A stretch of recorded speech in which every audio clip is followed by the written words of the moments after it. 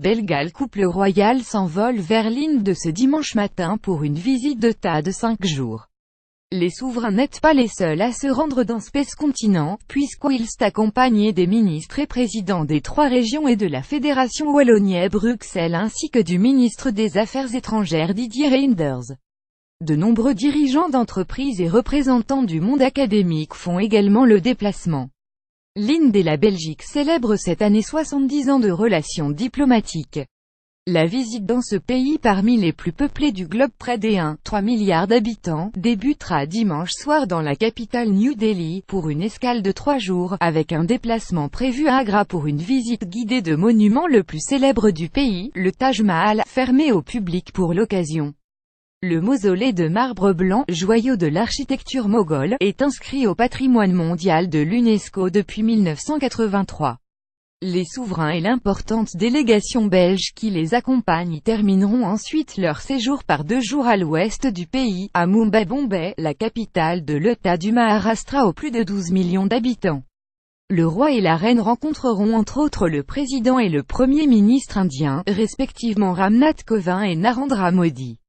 Le séjour permettra encore de commémorer le centenaire de la Première Guerre mondiale et de rendre hommage aux milliers de soldats indiens tombés en Belgique.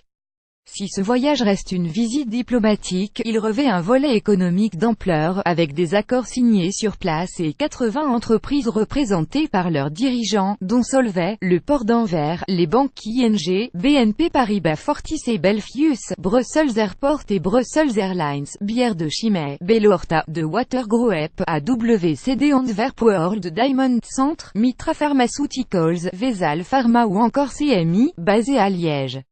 Outre les chefs d'entreprise, l'agence wallonne à l'exportation AWEX et l'agence flamande pour l'entrepreneuriat international accompagneront la délégation, tout comme la Fédération des entreprises de Belgique FEB.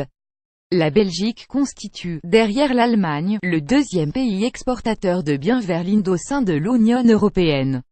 L'an dernier, ces exportations ont représenté 8,1 milliards d'euros, soit une part de 21,5% du total des échanges à destination de la plus grande démocratie du monde.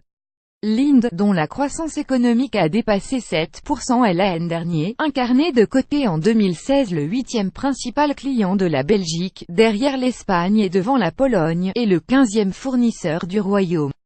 Les 2 pays unis par l'industrie du diamant. Ainsi, pierres et métaux précieux ont à eux seuls représenté 80,8% de l'ensemble des exportations de la Belgique vers l'Inde en 2016. Il s'agit principalement de diamants non montés ni sertis. La visite d'État comporte également un aspect académique, marqué par la présence des recteurs des principales universités du pays mais aussi des représentants de l'Art Académie de recherche et d'enseignement supérieur et du FNRS notamment. Les ministres et présidents des 3 régions, Willy Borsus, Gert Bourgeois et Rudy Vervoort, ainsi que de la Fédération Wallonie-Bruxelles, Rudy Demotz, étaient également du voyage, de même que le ministre des Affaires étrangères Didier Reynders et le secrétaire d'État au commerce extérieur Peter de Crème. Il ne s'agit pas de la première visite du roi Philippe en Inde. Alors qu'il était encore prince, il y avait présidé, en 2010, une mission économique, accompagnée de épouses. Les précédents souverains s'étaient aussi rendus au pays de Gandhi. Albert II et Paola y avaient effectué une visite d'État en novembre 2008, précédée par Baudouin et Fabiola en 1970. En 1925, le roi Albert Ier y avait également emmené la reine Elisabeth à l'occasion de leurs 25 ans de mariage.